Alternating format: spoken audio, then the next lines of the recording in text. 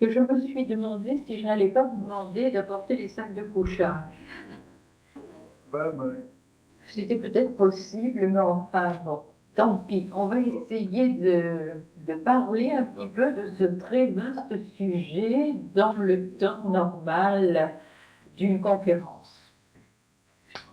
Donc, astrologie et psychologie.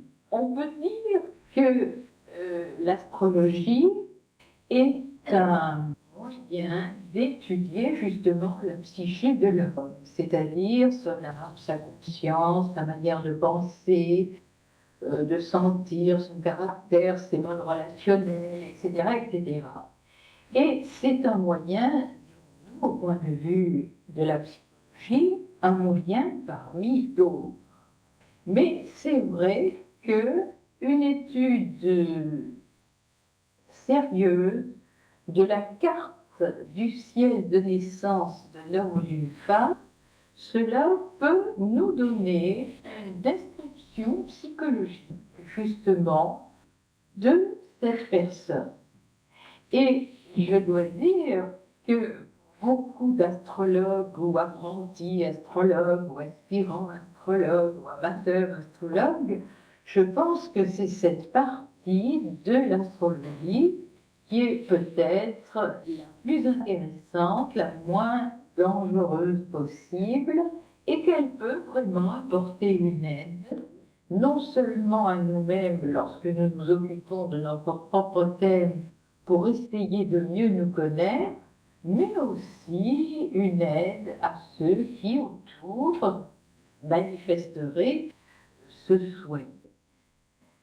Bien sûr, je préférerais en tant que vieil astrologue que les débutants ou les gens ayant peu de pratique encore de l'astrologie se contentent de cette astrologie psychologique. Car se lancer dans ce qu'on pourrait appeler la direction spirituelle des gens, ou bien se lancer dans la divination à partir de l'astrologie, c'est-à-dire prédire l'avenir, cela me paraît dangereux pour quantité de raisons, et si vous voulez, on pourra peut-être l'envisager après le cours exposé que je ferai pour commencer cette soirée. Enfin, le cours, j'espère. Donc, astrologie et psychologie. Alors, on va d'abord se demander un petit peu si vraiment, actuellement, il y a un monde dans la psychologie. La réponse, bien sûr, est évidente, oui. Et il y a non seulement psychologues, dirons-nous, sortant des universités et essayant de leur noble profession, mais il y a, comme il y a des professions paramédicales, il y a des quantités de professions psychologiques, si je veux dire. Et on voit, je pense qu'ici il y en a, enfin je vois en particulier à Genève, il y a quantité de séminaires qui essaient de se disputer la clientèle qu'est des délinquances, qui sont des séminaires de psychologie, où les gens essaient de pratiquer des techniques eux-mêmes qui leur permettent d'acquérir une meilleure connaissance d'eux-mêmes, mais aussi qui leur permettent de se transformer lorsqu'ils le souhaitent, lorsque justement ce portrait d'eux-mêmes qu'ils découvrent dans ce séminaire ou ailleurs ne leur convient pas. Et cela coûte généralement très cher. Une semaine, 2 semaines, 3 semaines, mais même une semaine ou un week-end, il faut vraiment sillonner de bourses moyennes, s'y préparer un certain nombre de mois à l'avance. Et on peut dire que le foisonnement de ces séminaires, de ces congrès, de ces colloques, montre justement que ce monde intérieur de l'homme, sa psyché, commence à prendre de plus en plus d'importance. Pendant longtemps, on s'est efforcé d'étudier le monde extérieur, et de plus en plus, on a envie d'étudier le monde intérieur de l'homme. Et là, l'astrologie peut nous apporter donc une aide dans ce cas-là. Alors, on va d'abord s'occuper, si vous voulez, de la partie statique de l'étude de l'astrologie, c'est-à-dire l'étude du thème de naissance, c'est-à-dire la carte du ciel de naissance dressée au moment de la naissance et vue du lieu de la naissance.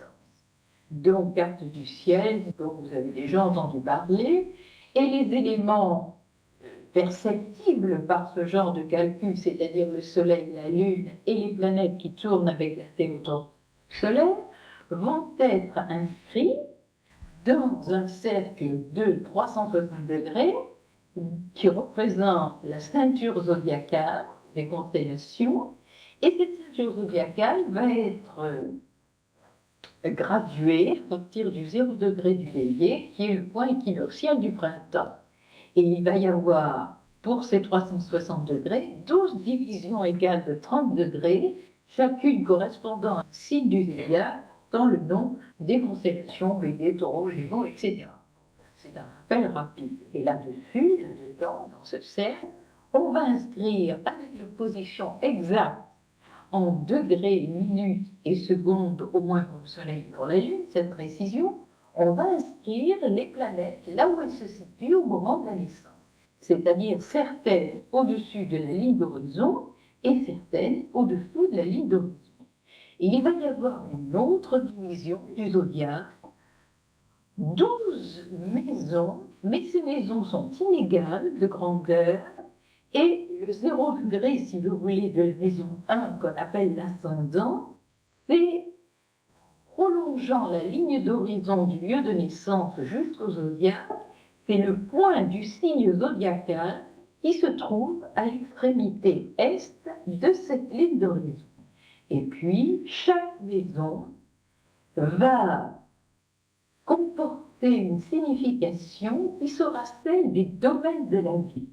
Les signes du zodiaque, placés donc pour chaque naissance de manière légèrement ou totalement différente au-dessus et au-dessous de cette ligne d'horizon, les signes vont nous donner des qualités d'énergie qui sont celles qui, globalement, forment le champ aurique, l'aura de la planète Terre. Et les planètes que nous allons inscrire, le Soleil et la Lune étant appelées planètes en astrologie, on sache bien que l'une est l'étoile et l'autre le satellite de la Terre, tous ces éléments-là vont être des sortes de postes focalisateurs et transformateurs de cette énergie une qui joue à l'intérieur de l'aura, qui est l'énergie cosmique, qui est l'énergie de vie, qui est l'énergie de Dieu, si vous voulez. Et ces planètes vont, de par leur nature propre, car elles ont chacune une personnalité. Moi, quand je mets les planètes dans un thème et que je compte pour voir si j'en ai bien 10, je dis que je fais appel pour voir s'il y a tout le monde. Vous voyez, donc j'ai dans mon esprit cette notion que les planètes, ce ne sont pas des cailloux dans le ciel, ce sont des êtres, ce sont des entités, et en somme, je fais l'appel. Est-ce qu'il y a tout le monde? Oui, je compte les 10 éléments. Et ces planètes ont une véritable personnalité, une individualité, et recevant cette énergie cosmique, elles vont être plus ou moins en accord avec les signes devant lesquels, dans notre observation, elles semblent se trouver placées, comme devant un décor, n'est-ce pas? Mais c'est un décor vivant, c'est un décor fait d'étoiles, c'est un décor de constellations qui, elles aussi, correspondent à des entités intelligentes. C'est plein de force, c'est plein d'énergie, c'est plein de vie, c'est plein de, j'allais dire, de personnalité, d'individualité. Et selon qu'une planète se trouve en accord, comme nous, selon que nous nous trouvons en accord vibratoire de sympathie ou d'amour de quelqu'un, ou d'antipathie ou de haine, pour les planètes c'est la même chose, selon la place qui va être la leur par rapport au signe du zodiaque, il va y avoir des renforcements d'énergie, ou il va y avoir des dispersions d'énergie, ou des dégradations d'énergie, des dissonances qui vont s'installer quelque part. De plus, ces 10 éléments se trouvant reliés entre eux par ce qu'on appelle des aspects qui correspondent à des angles de séparation d'une planète avec l'autre, tout cela va constituer un langage que l'astrologue va essayer de déchiffrer, d'abord au début de ses études d'une manière très analytique, par exemple le soleil dans tel signe, la lune dans tel signe, le soleil en carré avec la lune, etc., etc. Et puis petit à petit, avec un esprit de synthèse auquel va s'ajouter petit à petit une intuition qui va rejoindre l'intuition du psychologue, quelle que soit sa technique utilisée. Car il y a bien sûr la partie lecture du thème, là, ne le vante pas, de la même manière qu'on va déchiffrer les versets de poèmes, par exemple, on ne les vante pas, c'est la lecture, mais ensuite, le récitant, l'artiste de théâtre, qui va dire ce poème, en plus, va le sentir et il va l'exprimer d'une certaine manière en accord avec ce sentiment. Et l'astrologue, au début, va épeler lui aussi la carte du ciel comme un poème, mais au fur et à mesure qu'il avance, il peut avoir, comme celui qui lit rapidement le poème, cette espèce de connaissance qui est une synthèse de l'idée qui est exprimée, du sentiment qui est exprimé dans le poème, et ensuite il va y ajouter quelque chose qui vient de son être profond et qui est cette intuition ou qui est cette manière de lire le poème qui va faire passer l'âme de la poésie. Et donc il y a différentes voies de lecture. Mais nous allons nous intéresser surtout maintenant à ce qui, dans le thème, va nous donner la description du caractère, va nous donner une connaissance de la psyché de l'individu dont on a le thème sous les yeux. Et alors là, j'aimerais bien, pour simplifier mon exposé, pouvoir choisir d'autres éléments et dire, voilà, avec ça, on est tranquille, on va pouvoir décrire un caractère. Malheureusement, ou heureusement, c'est beaucoup plus complexe que cela. Tout intervient pour décrire la psyché d'un être. Tout dans le thème. Les signes, la position par rapport à la ligne d'horizon, par rapport au méridien de naissance, les planètes dans ces signes, les aspects des planètes entre elles, tout va jouer. Donc, par quoi commencer? Eh bien, tout seigneur, tout honneur, nous allons commencer par le soleil, puisqu'il est l'étoile au centre du système solaire.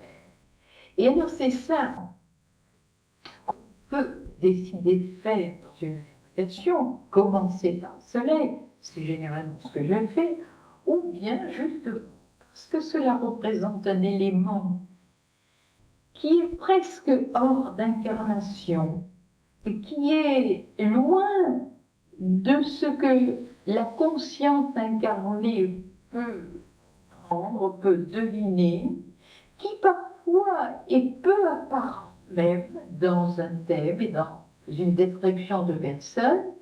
Certains donc avaient envie de commencer plutôt par des éléments plus visibles comme l'ascendant, la place de la Lune, ou la planète gouverneur du signe ascendant. Eh bien, si vous voulez, on va commencer.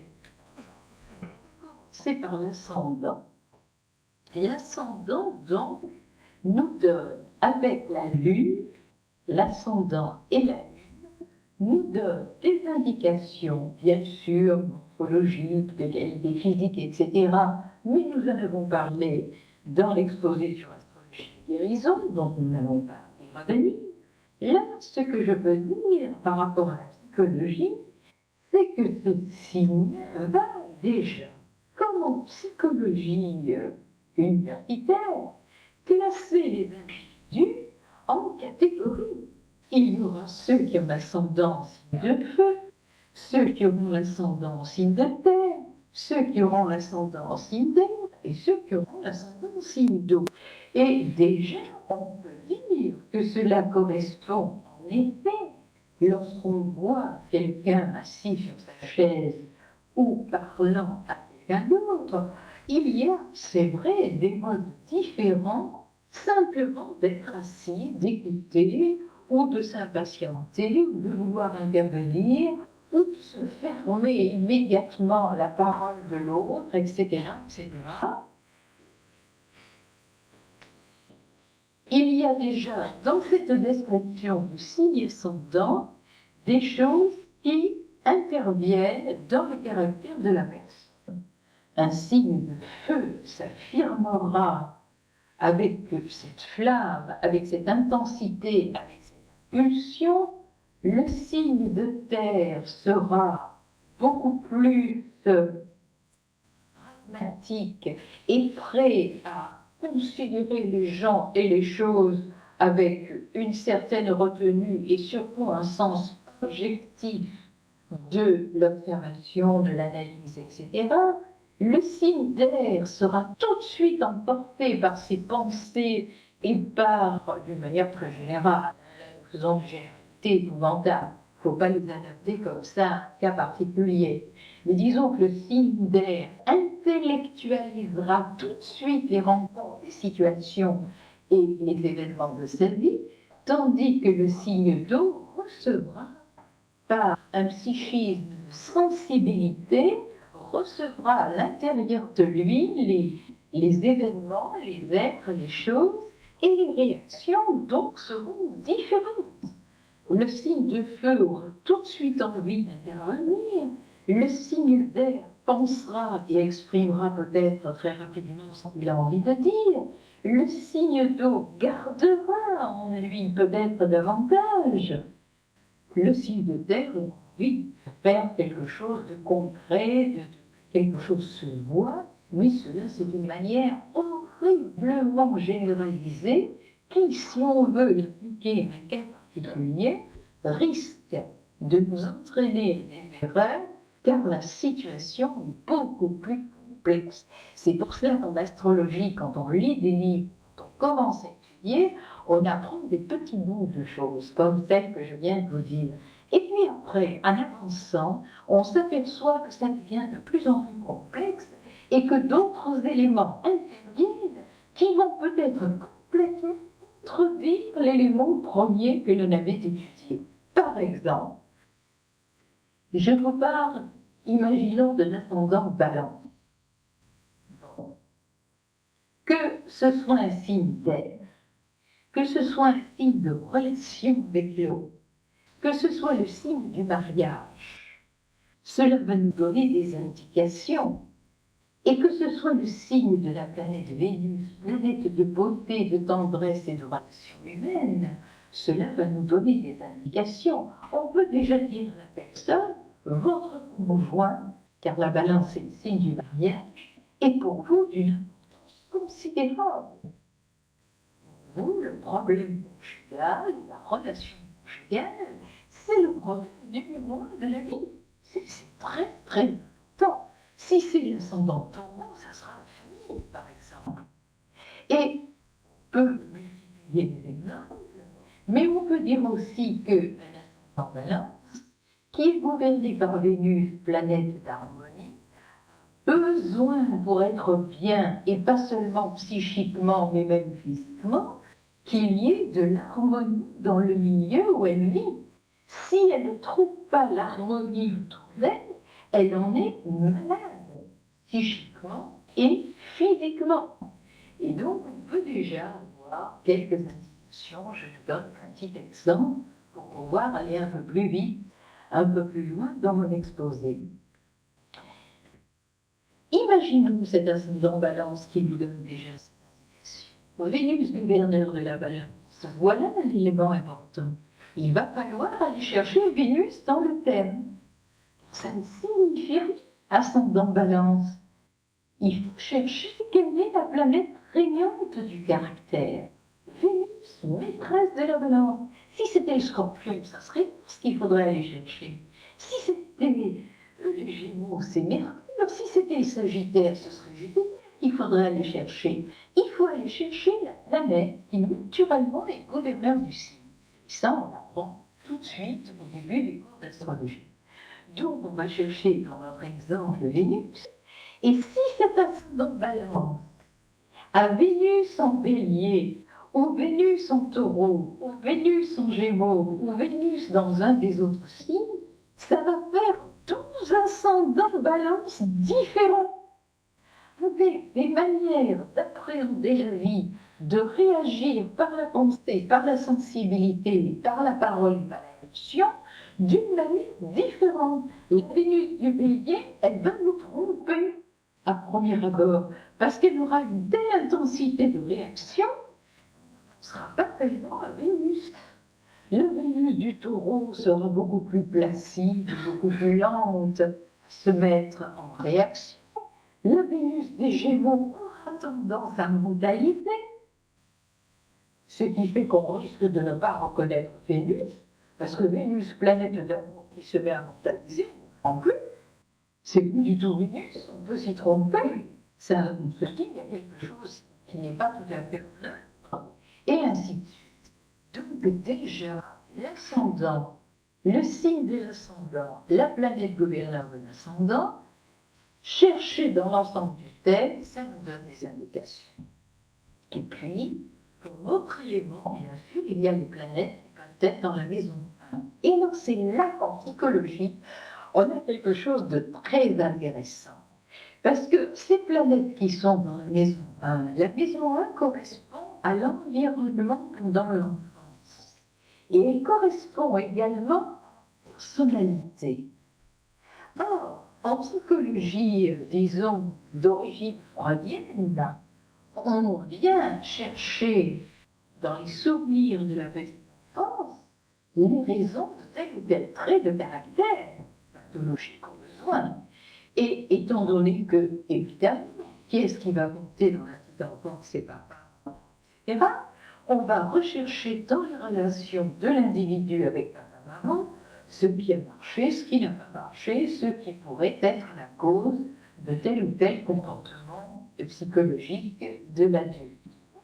Or, en astrologie spiritualiste, on nous dit que nous venons au monde avec tel thème, c'est-à-dire à telle heure, de tel moment, tel jour, telle année, etc., et dans tel lieu, d'une manière qui n'est pas due au hasard, mais qui est une résultante d'un passé qui a été le nôtre dans des vies antérieures.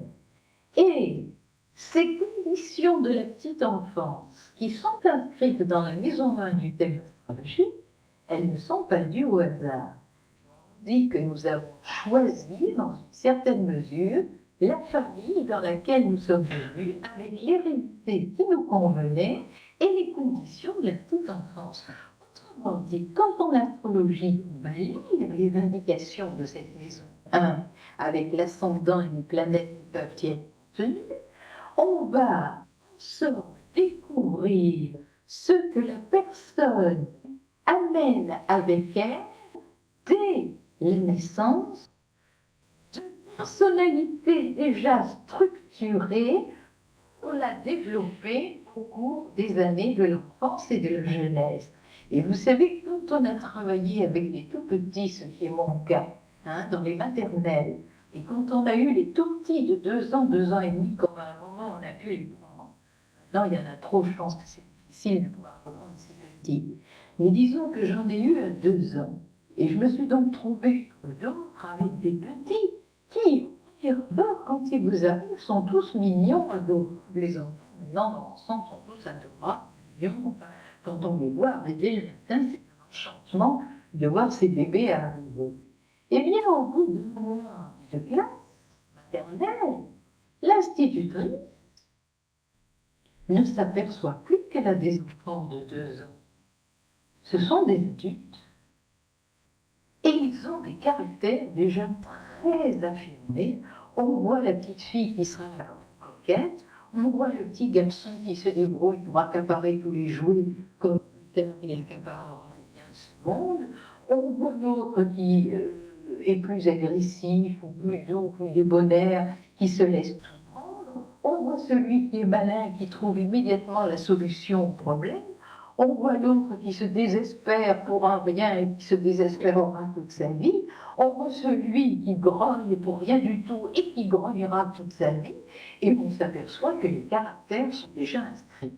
Bien sûr, la physiologie, actuellement, les découvertes concernant les gènes, l'hérédité, tout cela, nous apprennent qu'en effet, dans les cellules mêmes, il y a inscription déjà de tout un caractère, ce qui rejoint ce que les astrologues disaient depuis très longtemps.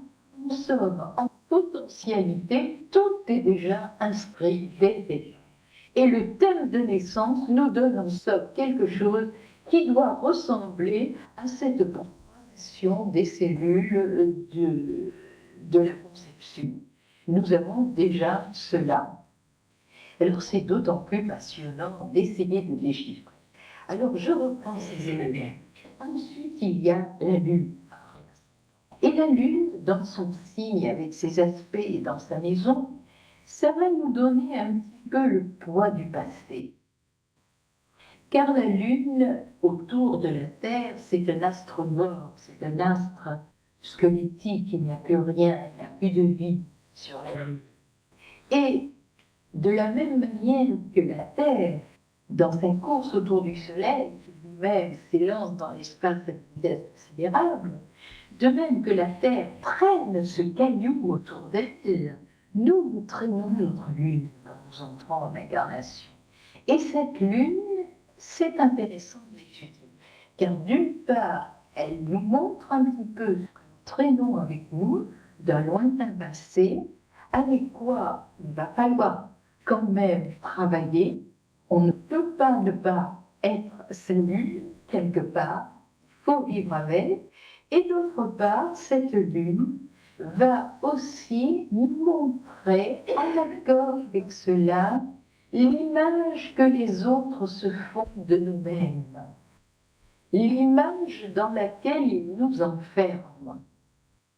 On est un papa, on est une maman, on est un employé de la poste, on est ceci, on est cela, on a 50 ans, les dames ont la ménopause, donc elles n'ont plus droit à l'amour, etc., etc., etc.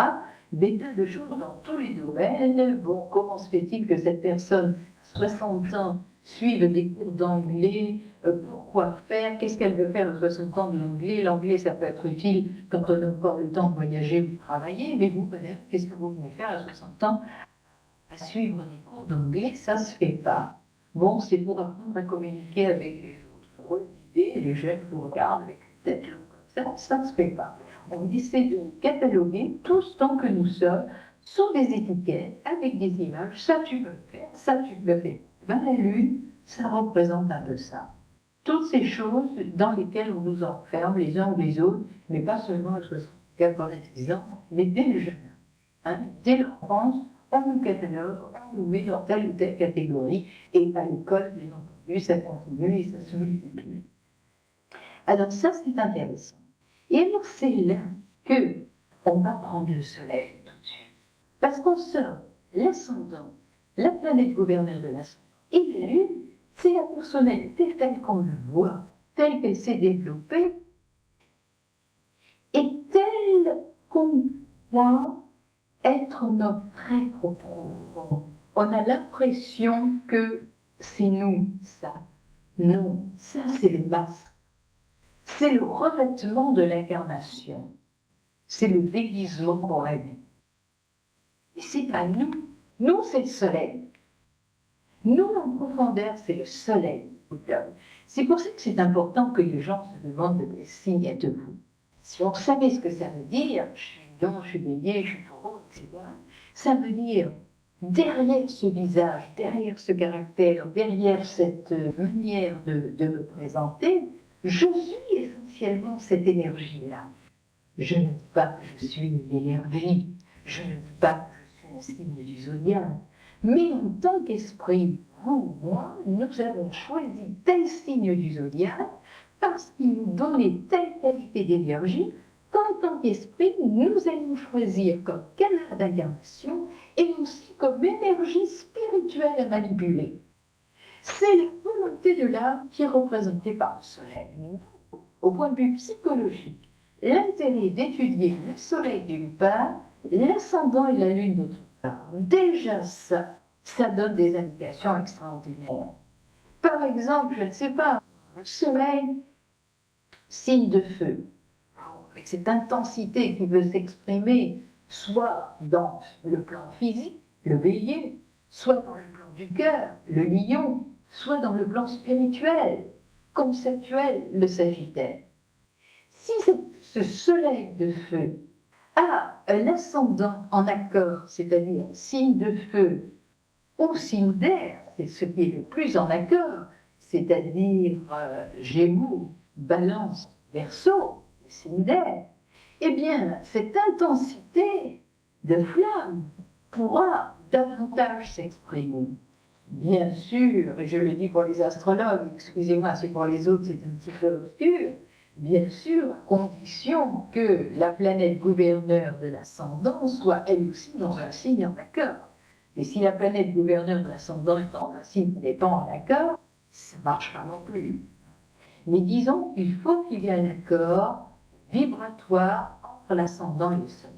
Si par exemple le soleil, signe de feu, a un ascendant, signe d'eau, eh bien c'est la peine de faire chiffre, un peu dans un seau d'eau quoi. Ça va faire mais ça ne fait plus rien du tout. Il n'y a plus de chaleur, il n'y a plus d'énergie. C'est très difficile à ce moment-là d'exprimer la qualité spirituelle. Il faut voir certainement beaucoup de travail, beaucoup de connaissance de soi, beaucoup de persévérance et de volonté pour arriver à exprimer quand même cette qualité flamme du soleil, c'est-à-dire de l'ego, de l'esprit harmonieux. Donc déjà, vous voyez très rapidement une possibilité d'étudier la harmonie ou la dissonance qui, au point de vue psychologique, sont vraiment fondamentales dans un être. Mais bien sûr, cela ne suffit pas. Et nous allons avoir des planètes qui vont ajouter leur influence, leur qualité d'énergie à la description de notre psyché. Par exemple, nous allons avoir Mercure, qui est un élément extrêmement important. Mercure, messager des dieux, intermédiaire entre le soleil, l'esprit et la personnalité. Sans Mercure, sans le mental que représente Mercure, nous ne serions pas des êtres humains, conscients et conscients des autres. Mercure, dans notre être physique, correspond au centre laryngé qui est derrière le cou. Donc, vous voyez cette région du corps qui est intermédiaire entre la tête si importante et le reste du corps. Et Mercure ne va pas nous donner uniquement, de par sa maîtrise des Gémeaux, des indications sur l'intelligence concrète, qu'elle nous en donne, seule ne suffit pas, mais elle va nous donner des indications sur la manière dont nous savons observer le monde, dont nous savons discerner ce que nous voyons. Mercure, c'est le discernement des mondes, c'est-à-dire le réel de l'illusoire, l'éternel de l'éphémère, le vrai du faux, le mal du bien, etc., etc., etc. La confiance qu'on peut avoir dans quelqu'un, dans une situation, et qu'est-ce qu'il faut faire, c'est cette faculté de discernement. Et ça, c'est important en psychologie, car on peut avoir, par exemple, des passions très fortes qui pourront être décelées par l'étude des planètes émotionnelles qui sont essentiellement Vénus et Mars. Mais si même dans un thème où on décèle un tempérament très fort au point de vue passionnel, émotionnel, il y a un Mercure qui est capable de discerner, d'observer avec justesse, on a des chances d'avoir un être dont le caractère, tout en disposant d'une forte énergie passionnelle, est capable de maîtriser cela et, sous les ordres de l'esprit intérieur, de tenir en main solidement sa nature dite inférieure. N'est-ce pas? Donc Mercure est extrêmement intéressant là-dessus. Ensuite, nous étudierons peut-être les facultés mentales de l'être. Alors Mercure intervient bien entendu, mais toutes les autres planètes interviennent aussi pour les facultés mentales, à condition qu'elles aient à faire quelque chose avec les maisons qui signifient le fonctionnement mental de l'individu, c'est-à-dire la maison 3, qui est celle des études, qui correspond au troisième signe, les Gémeaux, et la maison 9, qui correspond au neuvième signe, le Sagittaire, qui correspond à la conceptualisation par la pensée abstraite de l'homme. Et donc, à ce moment-là, une planète qui gouverne par exemple le signe qui est à la pointe de la maison 3 ou à la pointe de la maison 9, cette planète interviendra pour nous donner des indications sur les qualités mentales de l'individu. Vénus donnera la cohésion des pensées, la possibilité d'assembler des pensées. Mars donnera l'énergie dynamique pour aller vers la quête mentale. Jupiter donnera l'abondance et la couleur rose du fonctionnement mental, l'optimisme, la générosité dans le jugement. Saturne donnera la profondeur, la concentration. S'il est trop fort et maléficié, il empêchera plutôt le fonctionnement, il le retardera, il le fera très lent. C'est le gars qui pense aux choses dans l'escalier après avoir dit au revoir à la dame, vous voyez. Mais s'il est bien placé, il donne des qualités fondamentales de concentration, possibilité de lancer du voie scientifique, dans une réflexion, etc., etc. Uranus donnera une qualité qui est l'intuition. Neptune donnera l'inspiration. Pluton, la capacité de transformer ses modes de pensée ou de transformer ses opinions politiques, religieuses, philosophiques, etc. Capacité de muer, de changer de peau, de changer de façon d'être. Toutes les planètes interviennent. Le Soleil, bien sûr, donne la vie, c'est évident, hein, c'est lui qui donne la vie. La Lune, l'imagination. Le pouvoir de créer des images, le pouvoir de visualiser. Les planètes émotionnelles, Vénus et Mars, nous donnent des indications très importantes sur la sensibilité, sur le mode relationnel. Vénus, c'est la relation humaine, c'est l'amour, tendresse, c'est aussi la relation avec le beau, les artistes, par exemple, la capacité de reconnaître ce qui est beau dans tous les domaines. Mars à la tendresse va ajouter une passion, peut-être l'égoïsme, la jalousie, etc., etc., la possessivité, mais va donner aussi une vie, un dynamisme extraordinaire, une capacité d'aller de l'avant. Bon, Mars fait l'homme ou la femme qui s'élance, qui n'a pas peur, qui y va. Et puis nous aurons Jupiter au point de vue sensibilité, qui va donner cette générosité, cette capacité de s'élancer vers l'autre, de le comprendre. Saturne qui va donner la fidélité au sentiment, la profondeur, s'il est bien placé. Mais s'il est mal affecté, qui va couper quelque chose, qui va assombrir, qui va enfermer la personne. Saturne, c'est la planète de la solitude qui enferme. On peut être prisonnier de soi-même beaucoup plus que de barreaux et de prison. Prisonnier à l'intérieur de soi, c'est encore bien plus triste, je crois. Car la clé, qui peut la donner?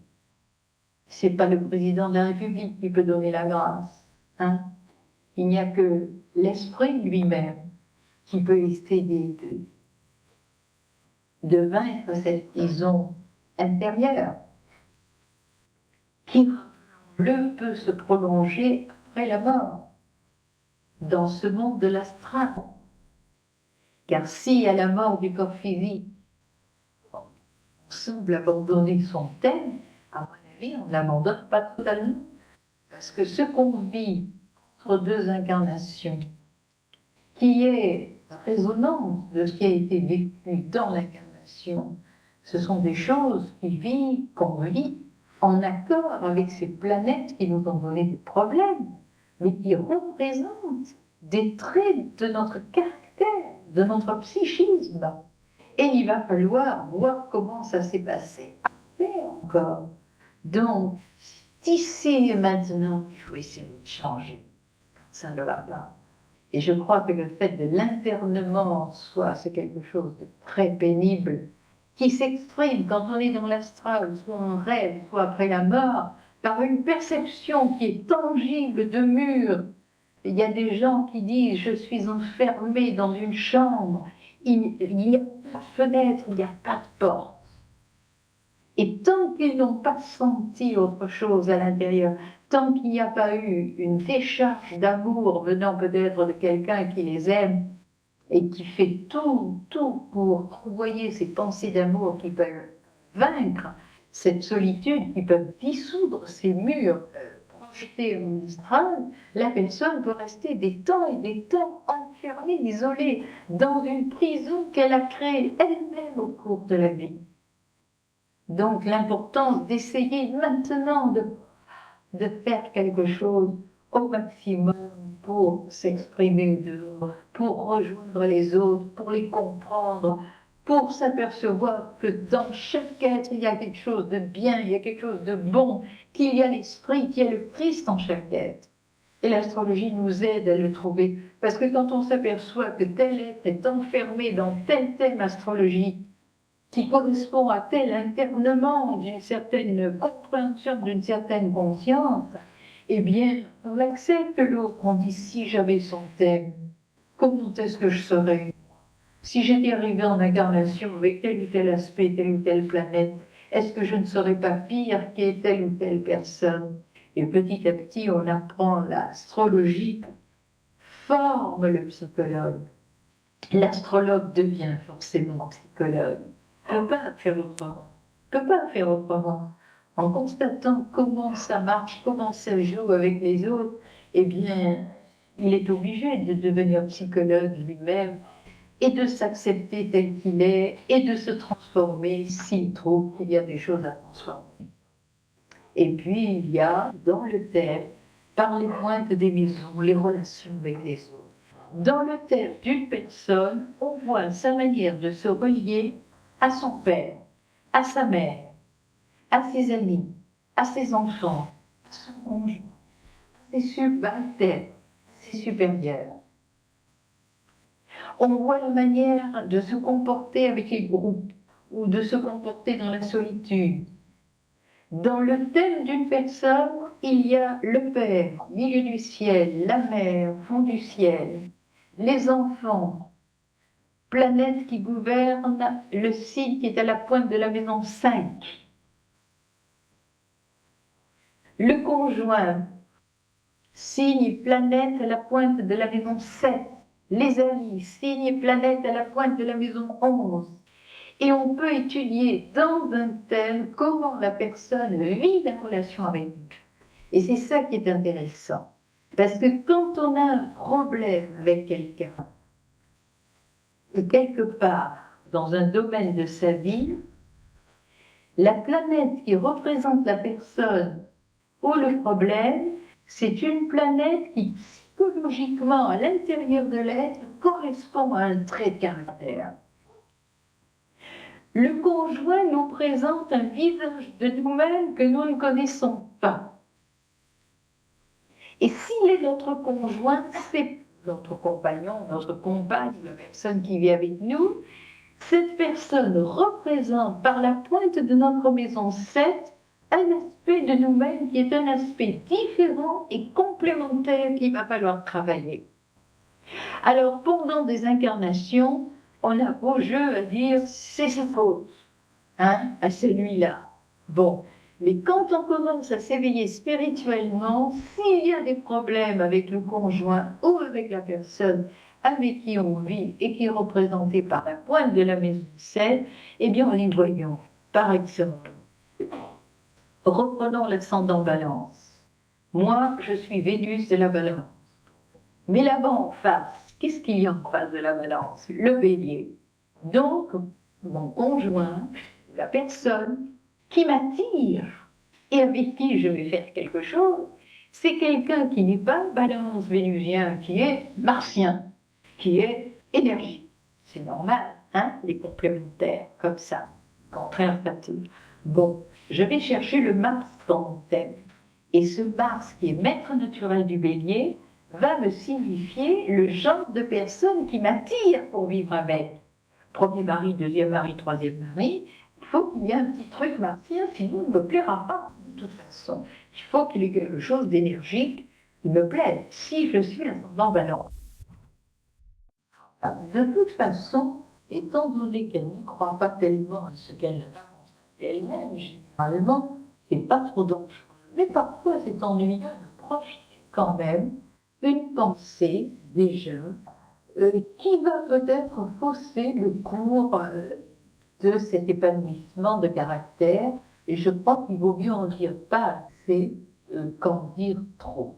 Dans certains cas, on vous disait même dans le cours d'astrologie, il vaut mieux passer pour un imbécile ou un ignorant que de dire quelque chose qui peut faire mal ou qui peut influer sur le libre arbitre d'une personne. Voyez? Et je crois que c'est une parole de prudence.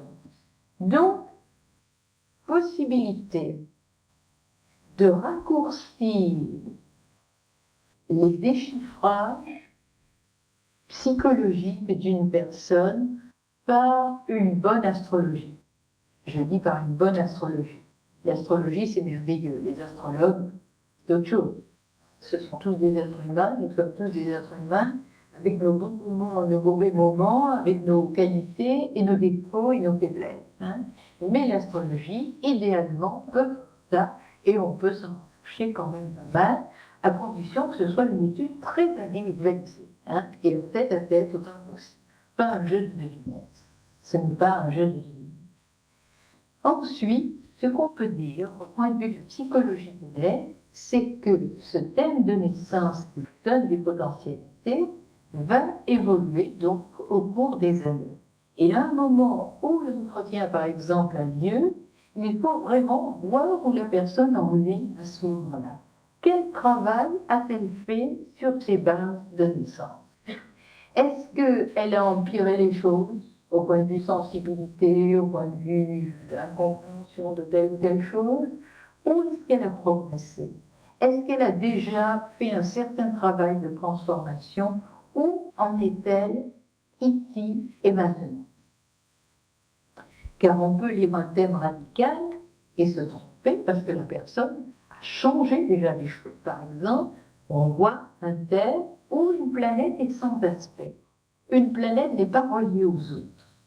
Et on se dit, tiens, à la naissance, cette personne avait cette qualité d'énergie, par exemple, de Vénus, planète d'amour, étant une Vénus sans aspect, mais elle ne savait pas pomper cette énergie. C'était comme un réservoir hors de sa portée. Et dans le cours de la vie, elle avait comme travail principal à trouver le moyen de mettre ce réservoir en perce et de pomper cette énergie d'amour et de l'utiliser dans son être et dans sa vie. Et peu ainsi, petit à petit, en posant quelques questions, c'est pour ça qu'il ne faut pas faire des thèmes de vitesse, par correspondance, des gens qu'on ne connaît pas, ou même sur cassette sans voir. Il faut parler. Au bout d'un petit moment, quand on a fait la description psychologique de la personne et qu'on lui a posé la question, vous reconnaissez-vous, c'est bien vous, bon, après, il faut échanger. C'est un entretien. Et il faut un petit peu poser des questions parfois. Poser des questions déjà pour savoir si les thèmes sont tout à fait justes. Est-ce que papa était bien ce caractère militaire que je vois parce que vous avez le scorpion là-haut au milieu du ciel avec etc. etc. Ou est-ce que papa était au contraire de bonheur? Enfin, Et on peut ainsi petit à petit rectifier à quelques minutes près l'heure de naissance, chez une exactitude, par le papa, les frères et sœurs, etc. Mais aussi des questions, par exemple, on voit, faisant l'étude dynamique d'un terme, qu'il y a 1 an ou 2 ans, il y a eu telle progression dans le ciel de naissance. Et bien là, on peut dire, notamment, qu'il a pu se passer sur le plan des relations affectives, par exemple, sur le plan des études, sur le plan de la profession, tel ou tel bouleversement. Et en voyant la réaction de la personne, on peut se rendre compte de la manière dont elle a déjà su utiliser ses énergies de base, ce qu'elle en fait, comment elle les dirige, comment elle vit son thème. C'est un peu comme un examen du permis de conduire, on va regarder comment une personne se sert de la voiture qu'on lui a mis entre les mains. On met une voiture en bon état, normalement, comment elle conduit-elle? Eh bien, l'entretien astrologique, c'est un peu l'examen du permis de conduire. On voit la voiture, c'est le thème, et comment la personne s'en sert. Alors, par exemple, il a dû y avoir un tournoi dangereux. Est-ce qu'il y a 3 ans, dans tel ou tel domaine, ce serait passé quelque chose comme ça? Et on voit un peu comment la personne a réagi. Si ça a été un incident mineur, malgré l'importance des aspects, si la personne a bien vécu, on lui parle chapeau. Elle a déjà bien travaillé son Mars, elle a bien travaillé son Saturne, elle sait se servir de ses énergies de base pour aller dans la direction qu'elle choisit. Si par contre, ça a été une catastrophe, s'il s'est passé des choses, on peut dire, bon, en tout cas, il y a 3 ans, le travail n'était pas fait. Mais peut-être que l'accident, l'événement, a donné la leçon à cette personne et que maintenant, ça va mieux. Et par petite touche, on peut arriver à voir comment ce psychisme a évolué. Et puis, ce qui est surtout très important, c'est d'essayer d'aider à améliorer ce qu'il faut améliorer, à transformer petit à petit les traits de caractère, à condition que la personne en prenne conscience. On ne peut pas aider quelqu'un qui ne veut pas se connaître ou qui se trouve très bien défini. C'est pas possible. Si la personne se trouve très bien telle qu'elle est, et si tous les incidents de sa vie, de sa journée, de sa profession, elle en accuse les autres, il n'y a rien à dire. Il n'y a qu'à attendre que ça mûrisse et que ça passe. C'est tellement qui petit à petit lui ouvre les yeux. Car ce n'est pas vrai. C'est jamais totalement la faute des autres. Jamais, jamais, jamais. Les autres viennent nous faire prendre conscience.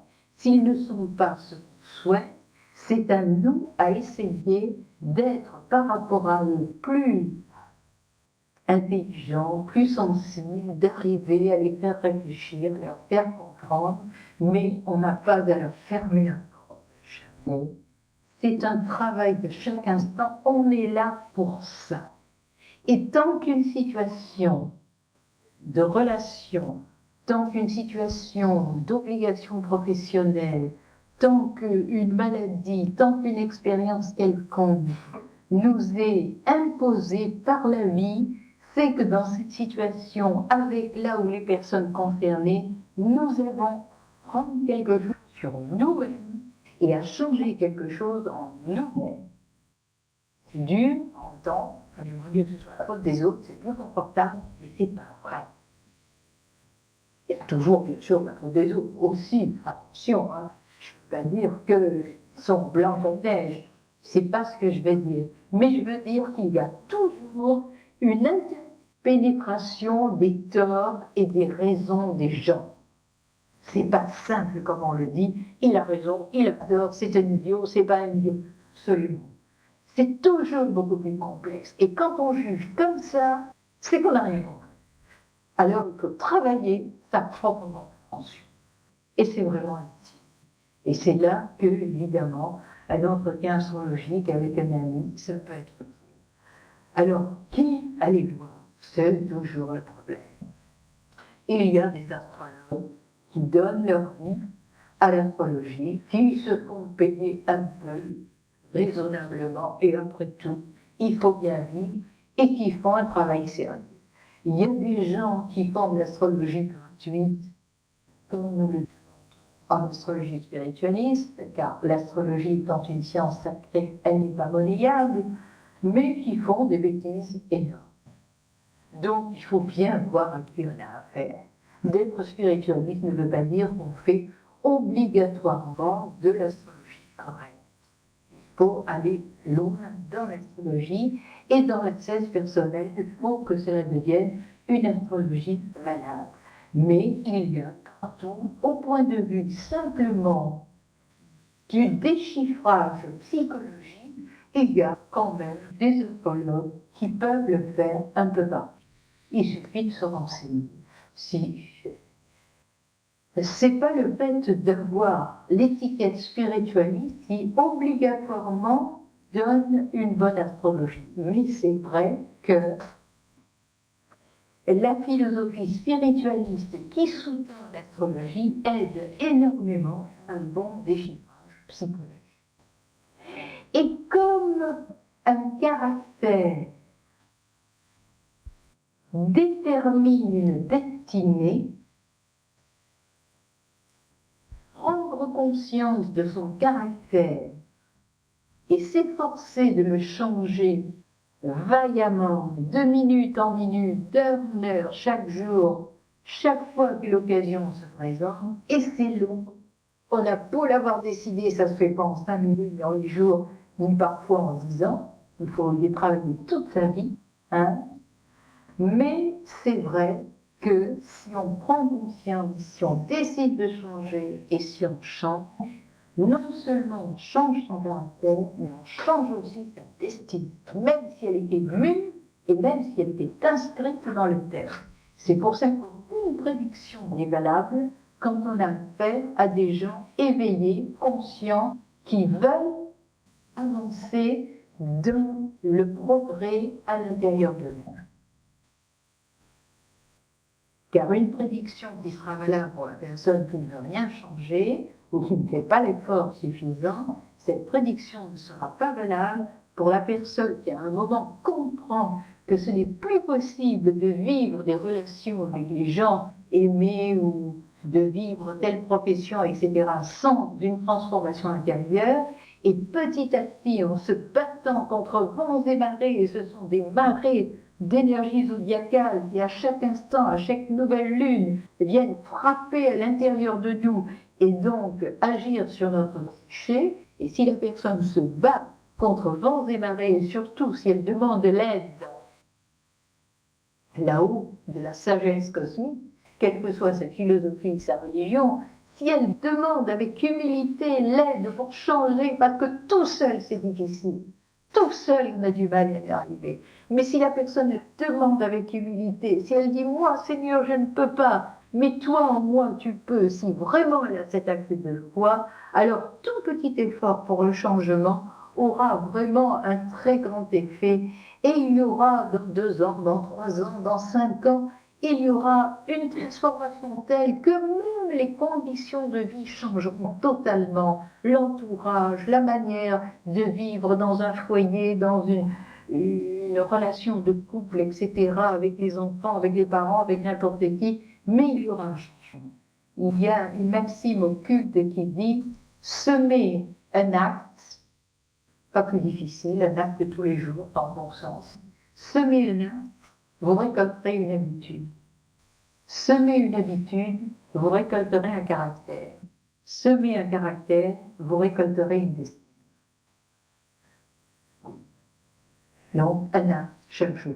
Essayez au moins une fois par jour de changer son comportement intérieur et extérieur, de changer son système de fonctionnement psychologique, et on change petit à petit sa destinée. Et des thèmes astrologiques lus à 20 ans, à 40 ans, à 60 ans plus tard, pour une personne qui est en marche comme ça, il ne peut plus être lu. C'est là qu'on pourrait parler d'astrologie ésotérique. Mais ce soir, nous nous sommes contentés de parler d'astrologie et de psychologie. Merci de votre attention.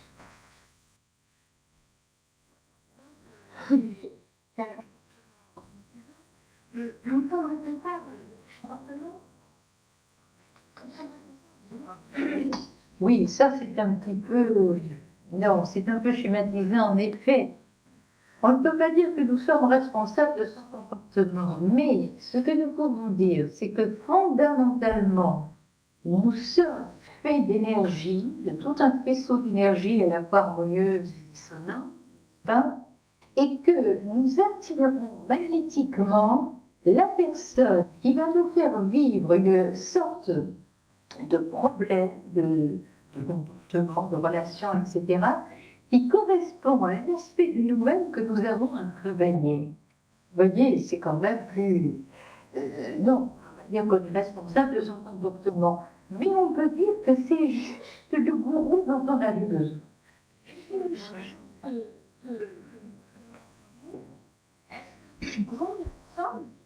Eh bien, de toute façon, nous influençons d'une façon heureuse et nous avons en tout cas tiré la leçon. Puis, si la vie, pour une raison ou l'autre, nous en éloigne un peu, si par exemple il y avait une deuxième union dans notre vie, que nous ayons changé, cette deuxième union serait beaucoup plus harmonieuse puisque ce côté du caractère aurait été travaillé. Par contre, si estimant que notre conjoint est impossible, nous divorçons une fois, deux fois, trois fois, quatre fois, pour essayer de trouver le conjoint idéal, si nous ne nous sommes pas transformés, nous aurons toujours un conjoint qui viendra nous apporter un problème. Et un problème généralement du même type, même si ça ne se présente pas de la même manière. Mais un problème qui correspond à la même énergie fondamentale que nous vivons mal à l'intérieur de nous. Et tant que nous n'arrivons pas à la vivre mieux, nous rencontrons des gens qui nous font vivre ce type de problème. Et je vous assure que pour les gens qui ont un certain âge et qui ont eu plusieurs unions, c'est absolument ahurissant. Même des fois, enfin, ça c'est un cas qui heureusement n'est pas très fréquent, Dieu merci, mais moi je connais quelqu'un qui s'est marié 3 fois, et donc 3 fois la femme est morte d'un cancer. Bon, c'est pas du tout pareil, si vous voulez, quoi qu'il y ait des correspondances avec des choses aussi, mais ce que je veux dire, c'est qu'on sent nettement que la personne a un problème là, et ce problème qui est mis sur le plan alors, très extérieur, très relationnel, se retrouve dans la vie à tel point que ce monsieur qui doit avoir 75 ans maintenant, que je connais bien, a rencontré pas tellement longtemps, quelques années, une dame, non, vous voyez, avec qui, la troisième, il n'avait pas épousé, il vivait avec. Et donc, il avait rencontré une autre dame avec qui ce serait bien sorti, il a eu peur, et il a même renoncé à vivre parce que vraiment, ça commençait à lui faire peur. Il dit, je risque de jeter un mauvais sort, mais je ne comprenais pas le pauvre homme. Et il s'est dit, non, c'est pas possible. Bon, c'est un cas extrême, c'est très rare. Ça, Dieu merci. Mais enfin, je veux dire que c'est vrai qu'on retrouve le problème de la mise en scène quand on n'a pas changé quelque chose en soi. Vous voyez, et c'est ça qu'il faut essayer de comprendre. Et c'est ça qui fait qu'on accepte l'autre plus volontiers. Parce qu'on se dit, si c'était pas lui, mon cher Georges Tartampion, machin chouette, ça serait un autre. Mais c'est pas de sa faute à lui, si nous vivons le problème comme ça. Lui, il a son problème, bien sûr, pas son problème à lui de changer, d'évoluer, de faire des choses. Ça ne veut pas dire qu'il est blanc comme neige et qu'il est pas du tout. Mais c'est son problème à lui de changer. Mais moi, quand je me regarde, même si chez moi, c'est là que je dois me dire, bon, eh bien, il est en train de faire le miroir des fondements. J'ai quelque chose à voir en lui qui me concerne moi à l'intérieur.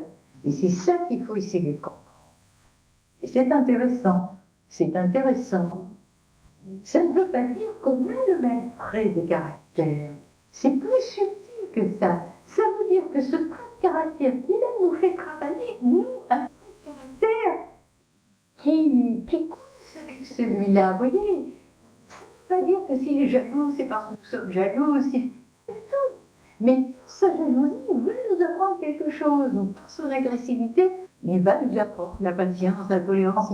Il va nous apprendre à essayer d'établir la paix en nous pour donner le moins de prise intérieure à son agressivité. Parce que c'est pas le tout de ne pas lui répondre. Mais si intérieurement on est comme ça, mais c'est comme si on mettait une faux poudre. Il apporte un gros, mais nous l'allumons. Voyez, nous appuyons sur le petit machin, là, voilà.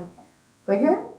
Donc ça nous apprend à essayer, c'est dur, c'est pénible, c'est vrai que c'est pas facile, que des fois, vous passez. Bon, pardon. Excusez-moi.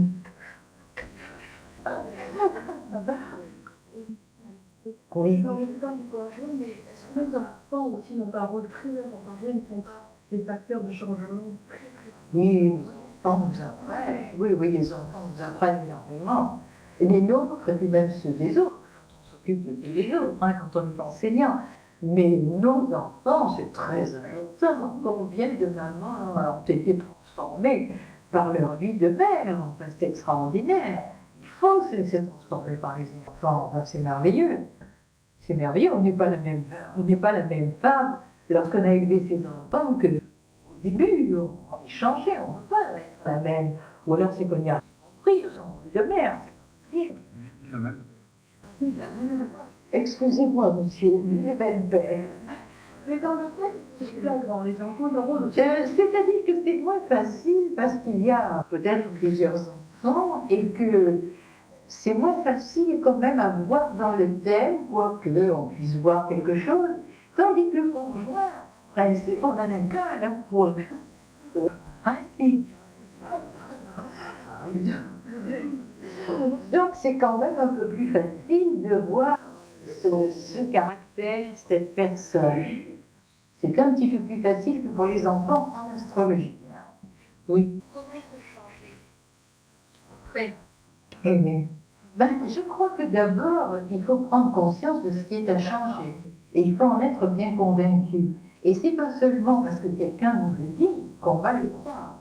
Hein? On a tendance à se donner toutes les bonnes raisons, les bonnes excuses, etc. Bon. Alors je crois que le difficile, le premier pas, c'est d'en prendre conscience. Alors là, la vie souvent se charge de vous faire prendre conscience. Il y a des gens qui sont habilités pour ça, vos plus chers ennemis. Ils nous font prendre conscience, parce qu'au lieu de dire c'est parce qu'ils ont mauvaise langue, qu'ils n'ont rien compris à rien, il faut essayer, et je crois que dans la voie de la sainteté, qui n'est pas la nôtre, enfin, qui peut nous donner des idées, je crois que les gens qui font vraiment un travail de service à l'humanité dans l'humanité, ils acceptent les critiques, ils s'inclinent, ils ne se justifient pas, ils ne répondent pas à celui qui critique, ils ne se défendent pas. C'est une vie et c'est une voie d'ascèse que de ne pas se justifier. Et on a tendance, surtout dans le couple, à se justifier. Tu me dis ça, mais moi je t'ai rien dit, etc.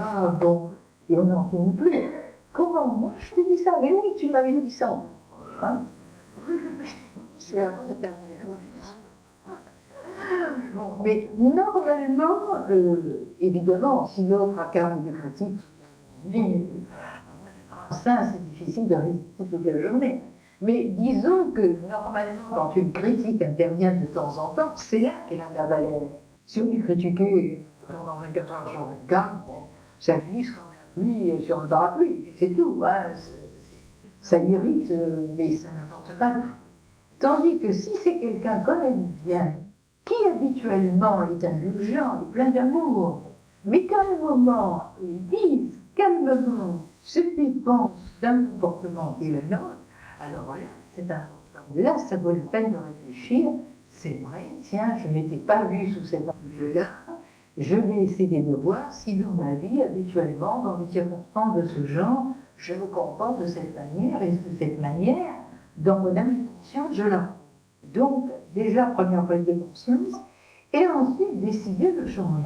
Alors, décider le changement, ça veut dire qu'il va falloir changer en nous des lignes de force. On fonctionne sur des lignes d'habitude. Vous voyez, on est pris par des habitudes mentales, des habitudes de réaction émotionnelle, qui viennent peut-être en fait du temps de l'enfance, qui nous ont impressionner, mais qui viennent aussi beaucoup plus loin que ça. Et donc, il va falloir changer une ligne de force sur laquelle on fonctionne habituellement. Donc, il faut essayer de démonter un petit peu le mécanisme et de voir à quel moment on part dans telle ou telle relation. Petit à petit, on arrive à avoir une intuition. Mais, pour arriver à changer vraiment, il faut instaurer dans le cours de la journée un moment de silence intérieur, prière, méditation ou simple réflexion, si on n'a pas un esprit religieux, si on n'a pas une foi, un simple moment de silence avec un bon livre qu'on aime bien ou en lit une phrase, quelque chose qui nous nourrit, un cahier sur lequel on note les fruits de ce temps de réflexion et où, arrivé à un moment de calme intérieur, on prend volontairement des mots, des phrases qu'on a recueillies et qui sont dans le sens de ce que l'on veut instaurer de nouveau en nous. Penser, dire, répéter intérieurement en les articulant des phrases qui correspondent à ce nouveau trait de caractère, à ce nouveau fonctionnement relationnel que nous voulons instaurer en nous. C'est ensemencer son mental de penser correctement choisi, alors dans le sens où on veut aller. Et on le fait pendant 3 matins, ou 7 matins, ou une lunaison entière. Et si ça ne suffit pas, pendant 6 mois ou une année. Et ce qui compte, c'est la persévérance de chaque jour, chaque jour. Le faire 8 jours et l'oublier, on ne va pas tout. Mais si vraiment on décide tous les jours de travailler dans ce sens, on finit par changer des lignes de force. Mais il faut le vouloir, d'une part, et en plus, il faut avoir la persévérance de continuer tous les jours aller dans ce sens. Si on a la foi, en plus, demander dans la prière d'être aidé. Mais simplement, comme ça, comme on enverrait une lettre à la poste, Seigneur, tiens, je t'envoie mon courrier, j'ai besoin de urgence, aide-moi. Bon, mais aussi simplement que ça, avec ces mots, c'est pas la peine d'aller chercher des mots, des mantras, des trucs, n'importe comment, c'est la réalité, la vérité de la démarche, c'est l'ardeur intérieure qui joue, c'est l'authenticité de la démarche qui compte. Et il faut le formuler. Le sentir, ça ne suffit pas. Il faut le formuler clairement, nettement, l'écrire sur un cahier, le penser. Et le soir, avant de s'endormir, se poser avec le petit cahier à la main les questions par rapport à ce trait de caractère, uniquement pendant un temps, rien que ce trait de caractère, par rapport à ce trait de caractère, comment est-ce que ça s'est passé aujourd'hui? Essayez de revoir les circonstances de la journée. Qu'est-ce que j'ai fait? Qu'est-ce qu'il a dit? Comment est-ce que je me suis comportée? Comment je l'ai vu? Bon, par exemple, la colère. Ah, je suis partie en colère. Quelle heure c'était? 2 heures. Avec qui j'étais? Avec un tel. Pourquoi? Qu'est-ce qui a déclenché la colère? Comment est-ce que je suis partie? Pourquoi est-ce que je me suis encore laissée aller à mériter? Et on essaie de se revoir, et en se voyant comme ça, demain, j'essaierai de faire mieux. Alors, entre les 2 exercices, le matin, l'ensemencement correct du mental dans l'expérience intérieure, et le soir, ce petit travail d'examen rétrospectif, normalement, sur la persévérance, on change. C'est pas possible autrement. Mais il faut avoir la volonté, la persévérance. Si en plus on a la foi, alors succès assuré, je vous assure. C'est pas facile. Parce qu'on fait 8 jours, 10 jours, et puis on pense à autre chose. Et si vraiment on veut changer, on peut. Vous savez, on a un psychisme qui est fait faisceau d'habitudes mentales, d'habitudes émotionnelles. On est vraiment fait de vibrations comme ça. C'est noué. Vous savez, on parle de la matière, la complexité du corps, des cellules, des atomes, des neutrons, tout ce que vous voulez. Bon. Mais la complexité de notre être psychique, les nœuds qu'on se fait à l'intérieur, c'est pas possible. Hein. Et c'est encore plus difficile à dénouer que les situations extérieures.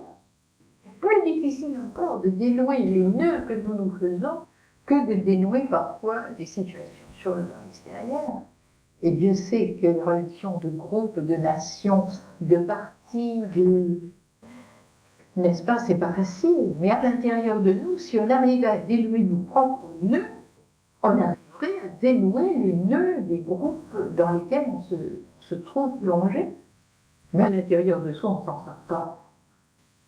Comment voulez-vous qu'on s'en sorte avec les autres? Dès qu'on est deux, alors ça se complique. Une famille, n'en parlons pas, un groupe, une nation, une planète. C'est sûr. S'il vous plaît, donc j'ai dit le problème. Il est vrai qu'il y a des signes qui ne peuvent absolument pas être. Oui, s'il y avait par exemple que les signes, par exemple le signe du soleil de l'un, le signe du soleil de l'autre, c'est vrai qu'on pourrait dire il y a une contradiction, il y a une dissonance, donc c'est difficile. Mais si vous n'avez pas le soleil qui s'accorde, vous pouvez avoir les Vénus, ou vous pouvez avoir les lunes, vous pouvez avoir les ascendants, ou vous pouvez avoir autre chose. C'est très difficile que dans un couple, il y ait harmonie sur tous les plans. Alors, si les ascendants s'entendent bien, c'est un accord physique, c'est désagréable et ça arrange bien les choses. Si ce sont les planètes de la sensibilité, Vénus, Mars, c'est la manière de sentir les choses à peu près de la même manière. Si ce sont les planètes du mental, quelle chance on se comprend, les mots veulent dire à peu près la même chose, donc on arrive à s'entendre et à communiquer. Et puis si spirituellement, en plus, on a quelle merveille! Oui, mais voilà, avoir, et encore, je suis timide, parce que c'est plus compliqué que ça, mais avoir cette union totale sur tous les plans, c'est pas facile. Alors il faut essayer de faire le bilan positif de ce qui va bien, et puis essayer de vivre avec. Hein, c'est tout ce qu'on peut faire. Mais c'est difficile d'avoir tout. C'est difficile d'avoir tout. Parfois, ça arrive, c'est l'incarnation privilégiée où on nous permet de vivre pendant au moins quelques années une parfaite compréhension spirituelle, mentale, communication, sensibilité, un corps physique. Ah, merci mon Dieu. Mais c'est pas fréquent et on est obligé de le reconnaître. Oui, monsieur.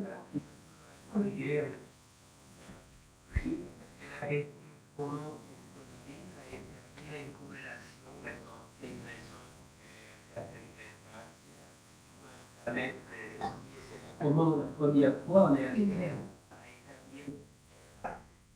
Eh bien, je pense que ça doit représenter d'abord, il me semble, au début de l'histoire de l'humanité, ce qu'on pourrait appeler la forme d'intelligence, ce qu'on pourrait appeler extraterrestre, enfin je veux dire non humaine, n'est-ce pas? Parle des seigneurs de Vénus et des seigneurs de Mercure, et au début de la vie de cette planète d'An, parce que la vie a toujours existé, mais dans les conditions, dirons-nous, de la planète telle qu'on la connaît maintenant, il y aurait eu apport des premiers éléments de civilisation et des premiers éléments de l'astrologie.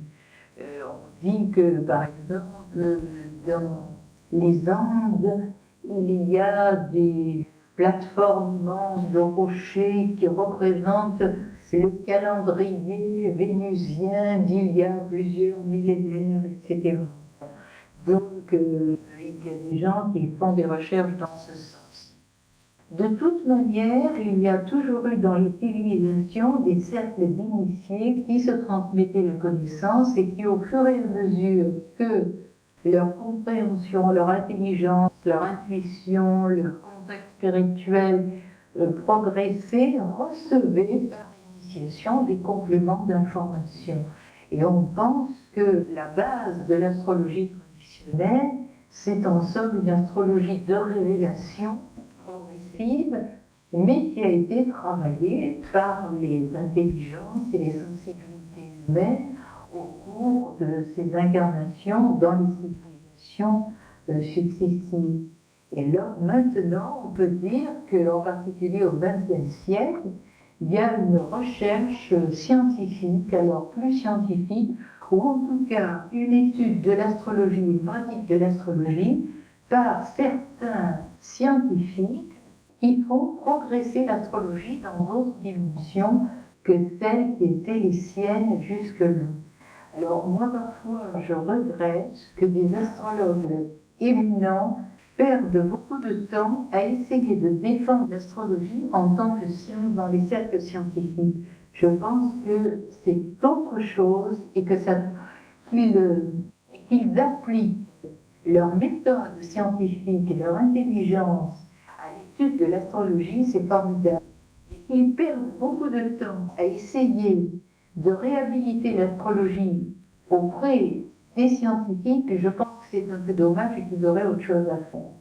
Alors, enfin, je crois que notre époque qui vulgarise l'astrologie, c'est-à-dire qui la met à la portée de beaucoup plus de gens, à la fois est une époque dangereuse pour l'astrologie, parce qu'elle peut être très mal pratiquée et elle peut être vraiment coupée de ses sources spirituelles, donc devenir vraiment dangereuse. Mais d'autre part, c'est une époque merveilleuse qui fait que pas mal d'esprits réfléchissent, même sans pratiquer, mais étudient au moins pour eux-mêmes l'astrologie, et que cela nous permettra d'avoir ce qui est promis dans un cercle initiatique, l'arrivée à la fin de ce siècle, au début plutôt du siècle prochain, d'un initié astrologue qui nous donnera des clés que nous n'avons pas actuellement, qui ont peut-être été perdues, qui existaient dans certains cercles initiatiques, mais qui nous permettront d'aller beaucoup plus loin avec cette science sacrée qu'est l'astrologie. Donc, à la fois danger, mais aussi promesse pour le futur, car c'est vrai que l'astrologie telle que nous connaissons est probablement une astrologie partielle. Il y a certainement d'autres clés bien plus importantes que nous aurons un peu plus tard et qui s'appliquera à des humains plus évolués que nous aussi. Oui. Et je voulais intervenir sur notre astrologie. Moi, je pense que l'astrologie, c'est un peu comme la médecine et un art d'art d'utiliser les résultats scientifiques. Et l'astrologie, c'est un art D'accord. de C'est ça. Pas en tant que science. Moi, il me semble qu'on ne peut pas mélanger.